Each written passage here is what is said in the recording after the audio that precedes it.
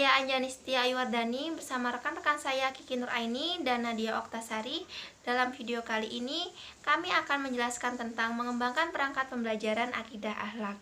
Sebelumnya, saya akan menjelaskan tentang perangkat pembelajaran. Perangkat pembelajaran merupakan hal yang harus disiapkan oleh seorang guru sebelum melaksanakan pembelajaran. Dalam Kamus Besar Bahasa Indonesia, perangkat adalah alat atau perlengkapan. Sedangkan pembelajaran adalah proses atau cara menjadikan orang untuk belajar. Menurut Zuhdin, perangkat pembelajaran adalah alat atau perlengkapan untuk melaksanakan proses yang memungkinkan pendidik dan peserta didik melakukan kegiatan pembelajaran. Perangkat pembelajaran menjadi pegangan bagi guru dalam melaksanakan pembelajaran, baik di kelas, laboratorium, maupun di luar kelas. Kemudian ada PROTA. PROTA adalah singkatan dari program tahunan yang berguna untuk mengetahui batasan dari sebuah materi yang telah ditetapkan sebelumnya di dalam tabel program tahunan. PROTA terdiri dari informasi materi pelajaran dalam rentang 1 tahun pembelajaran. Baik, yang selanjutnya akan dijelaskan oleh rekan saya, Kiki Nuraini. Kepadanya saya persilakan. Di sini saya akan melanjutkan materi yang telah disampaikan oleh Saudari Anjani. Materi selanjutnya yaitu PROMES. PROMES adalah singkatan dari program semester, sebuah gambaran distribusi materi yang akan diberikan selama 1 semester berdasarkan SK dan KD yang telah dirumuskan dalam standar isi. PROMES adalah singkatan dari program semester yang berguna untuk mendeskripsikan pemberian materi dalam rentang waktu 1 semester berlandaskan kompetensi dasar dan standar kompetensi yang sudah dibuat di standar isi. Selanjutnya, buku absen merupakan buku yang memuat nama lengkap siswa pada suatu kelas. Kegunaan dari buku absen adalah untuk memantau kedatangan siswa di kelas, berisi sejumlah nama para peserta didik dalam kelas yang akan dibina. Fungsinya untuk mengontrol kehadiran dari peserta didik. Selanjutnya, buku jurnal. Buku jurnal merupakan buku yang memuat tentang catatan sikap siswa pada saat aktivitas pembelajaran dilakukan. Catatan tersebut mulai dari sikap tanggung jawab, kerja kelompok, aturan, dan lain-lain. Isinya adalah catatan perilaku dari para peserta didik. Selama proses pembelajaran dilaksanakan, catatan yang diberikan mulai dari kedisiplinan, kerjasama, tanggung jawab, dan lain sebagainya.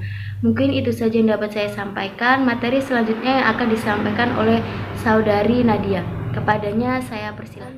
Meneruskan presentasi dari Saudari Kiki Nuraini, yaitu mengenai pembahasan kita tentang mengembangkan perangkat pembelajaran akidah akhlak. Jadi yang selanjutnya adalah materi tentang buku penilaian, di mana buku penilaian ini adalah buku yang berfungsi untuk mencatat segala informasi dari hasil evaluasi mahasiswa ataupun peserta didik. Buku yang digunakan untuk menyimpan data-data hasil evaluasi ini dari para peserta didik yang dibuat oleh pendidik. Gunanya untuk merekap aktivitas, merekap penilaian-penilaian persentase yang mampu didapatkan oleh seorang peserta didik tersebut, yang mampu memperhatikan kompetensi dasar dan indikator seorang peserta didik. Selanjutnya yaitu bundel portofolio atau yang biasa kita sebut dengan clipping. Clipping merupakan kumpulan tugas yang dikerjakan peserta didik. Gunanya untuk mengawasi setiap peningkatan yang dilakukan oleh siswa atau peserta didik tersebut untuk mencapai kompetensi dasar yang telah ditetapkan oleh seorang pendidik. Portofolio merupakan salah satu teknik penilaian yang banyak digunakan oleh seorang pendidik untuk menilai seorang peserta didik dalam hasil pencapaian belajar tersebut. Kemudian yang selanjutnya adalah bank soal. Seperti namanya, bank soal merupakan buku yang terdiri dari himpunan soal-soal yang nantinya diberikan kepada siswa atau peserta didik untuk mengembangkan daya pikir dan daya kreativitasnya serta intelektualnya untuk menyelesaikan masalah pada pembelajaran atau pada aktivitas pembelajaran tersebut. Kemudian yang terakhir adalah media. Media adalah ketika kita melaksanakan presentasi, pembelajaran itu dimulai, maka media adalah salah satu elemen yang penting dalam kesuksesan pembelajaran tersebut. Kenapa? Karena media dibutuhkan ya, sangat dibutuhkan dalam proses pembelajaran. Nah, keputusan dalam memilih media ini banyak digunakan oleh mahasiswa atau peserta didik yang nantinya pun akan digunakan ya. Berfungsi sebagai salah satu fasilitas untuk memahami materi-materi yang telah disampaikan oleh pendidik tersebut. Kemudian dipaparkan kembali oleh mahasiswa ataupun peserta didik dalam bentuk media ya, media pembelajaran seperti melalui komputer, seperti melalui laptop ataupun media yang lainnya, yang nantinya ini akan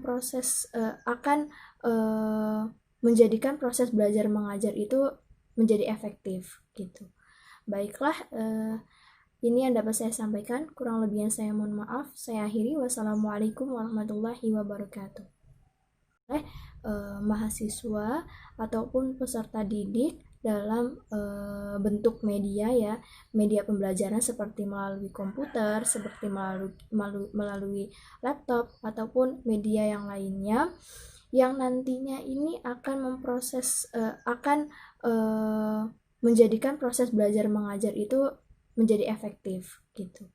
Baiklah, ini yang dapat saya sampaikan. Kurang lebihnya saya mohon maaf. Saya akhiri. Wassalamualaikum warahmatullahi wabarakatuh. Let me in, yeah.